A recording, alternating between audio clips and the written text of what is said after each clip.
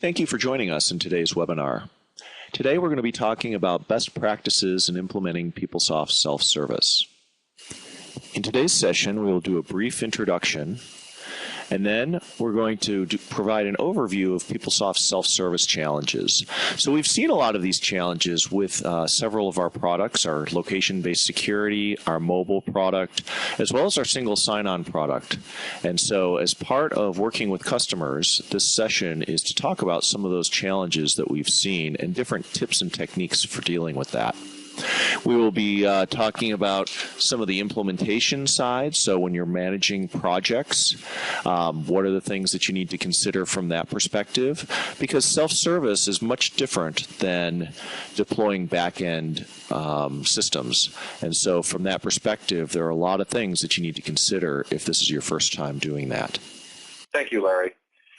And thank you all for joining. I know everybody has busy schedules, so we want to get to the meat of the matter as quickly as possible. So please indulge us in just a little bit of company rah-rah.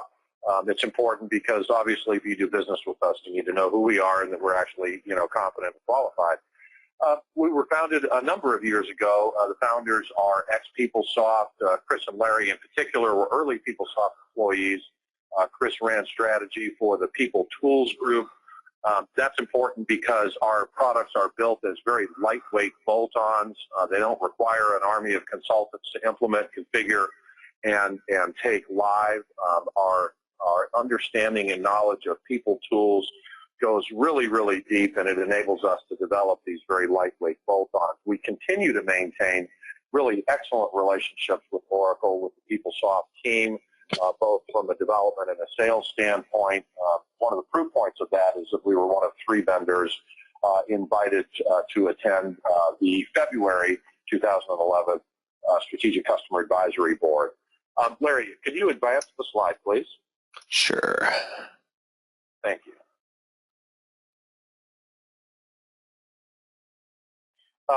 If you haven't visited our blog, I would definitely encourage you to do it. You can get to it from our new website, graysparling.com, and there's a blog drop-down. The blog has some marketing on it, but it really is meant to be PeopleSoft tips and techniques, various ways that we have found for you to maximize your PeopleSoft investment. I think you'll find it really valuable. We've been blogging for many, many years. We continue to be a great partner in the Oracle ecosystem. To wit, we continue to host these online workshops. They're definitely not very self-serving in terms of promoting product. We believe that, in the theory, rising tide lifts all boats. So we try to be a very active player in the PeopleSoft ecosystem. And as I said, we continue to have tight relationships with Oracle. And Larry, if you could advance.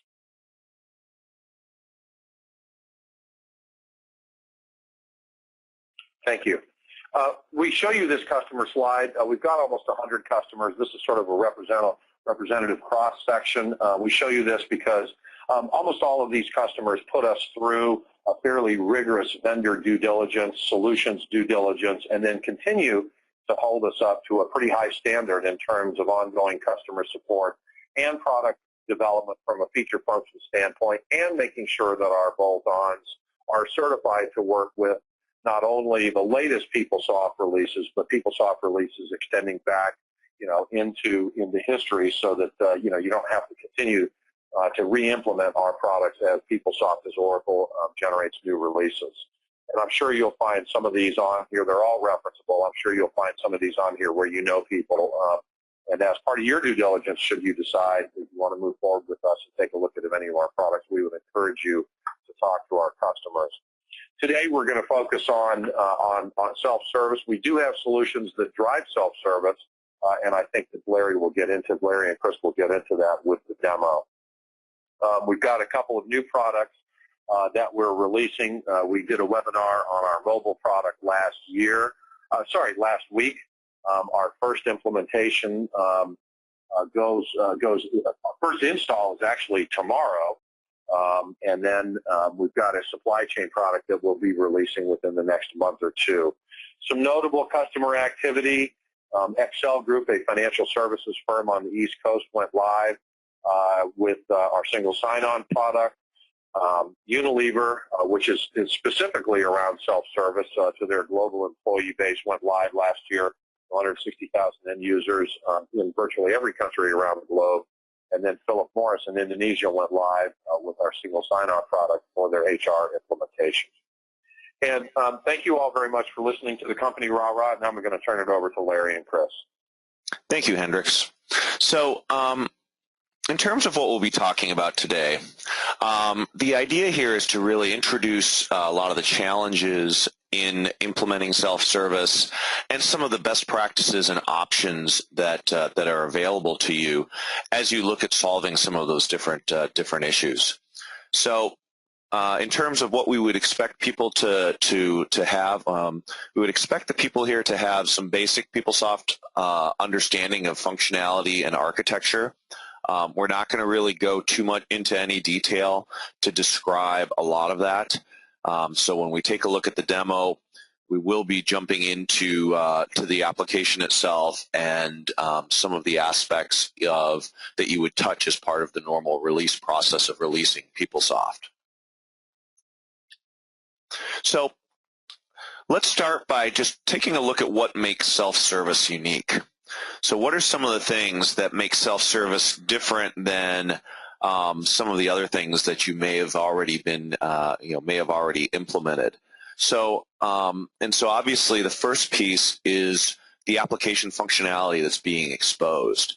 So, there's a lot of things that are very unique to self-service in terms of the functionality, how it works, what the underlying infrastructure is to support self-service applications, even the goals of those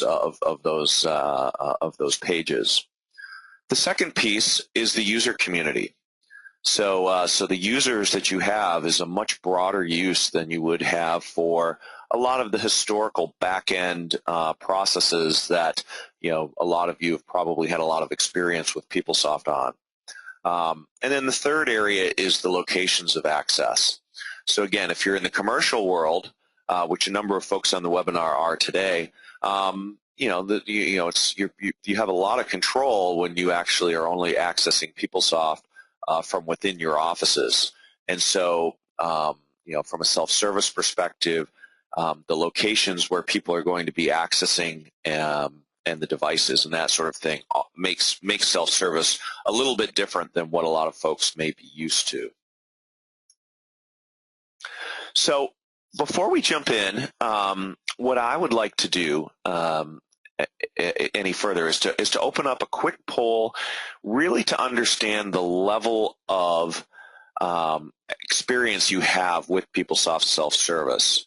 So I'm going to launch this poll. It's really going to help us target what we'll be talking to in terms of that. So what we'll do is we'll leave this open for a couple of minutes and just kind of see. So we'll just hold this out.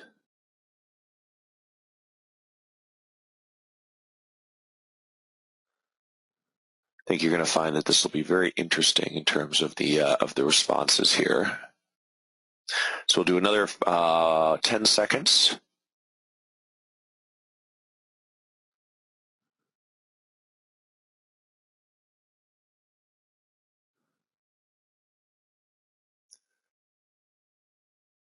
Okay, so I'm going to close the poll now, and let's share the results. So the interesting thing is that there's a lot of folks who have, the vast majority of the people today have either implemented one or two self-service applications or have implemented quite a few. So I guess one of the things that I would be very interested in doing, since this is since we have a very interesting forum for doing these webinars, is that please feel free to take advantage of the question and answer pane and provide not just questions but also suggestions, some other ideas that you may have, since I think we can probably leverage a lot of your experience. So let's hide this and let's move on with the presentation. So in terms of the application functionality, You can kind of think of it as, in a few major areas, and I kind of grouped them together. So the first is kind of the employee and student self-service pieces. So, these are things where your students or your employees are coming in, they may be registering, enrolling in classes, doing performance measurement for HR, maybe entering travel receipts and expenses, entering time. A lot of these sorts of things are the sorts of things that you're looking for from that perspective on kind of the employee perspective. And if you take a look at that, really all of these things are a very small part of the people's jobs who are doing this. Employee, or a student is, other than going through the registration process, when they're going to classes every day and doing their homework and things like that, taking tests, they're not using PeopleSoft for this, which is a very important consideration as we go through that.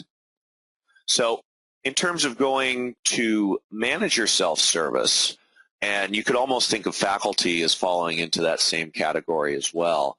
A lot of this is there's a little bit more in terms of their job description and how that aligns itself with PeopleSoft, but still, a lot of it is around approvals. You're approving travel, time, purchasing.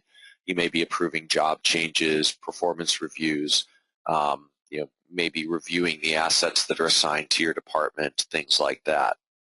So again, if you take a look at this, a lot of these things are not hardcore, heavy-duty pieces of functionality, other than the fact that the workflow is relatively complicated and there's some very important requirements in terms of usability, which we'll be talking a little bit more later.